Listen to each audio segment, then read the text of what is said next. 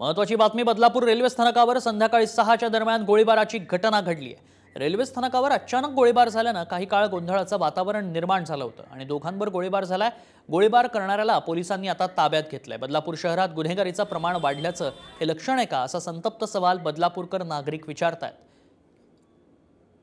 हा गोळीबार का करण्यात आला हे अद्याप स्पष्ट झालेलं नाही। मात्र ऐन प्लॅटफॉर्मवर संध्याकाळच्या वेळेला जेव्हा प्रचंड वर्दळ असते अशा वेळी गोळीबाराचा प्रकार घडलेला पाहायला मिळाला आहे। गोळीबार ज्यावर झाला ती व्यक्ती थेट रेल्वे ट्रॅकवरती पडल्याचं पाहायला मिळालंय। ही एक्सक्लुझिव्ह दृश्य आपण साम टीव्हीवर पाहतोय। गोळीबार झाला त्यानंतर काय थरार रंगलाय त्याची एक्सक्लुझिव्ह आणि पहिली दृश्य आपण साम टीव्हीवर बघतोय। सीसीटीव्ही साम टीव्हीच्या हाती लागलाय। गोळीबार करण्यात आला आणि त्यानंतर ही व्यक्ती प्लॅटफॉर्मवरती रुळावरती पडल्याचं पाहायला मिळालंय।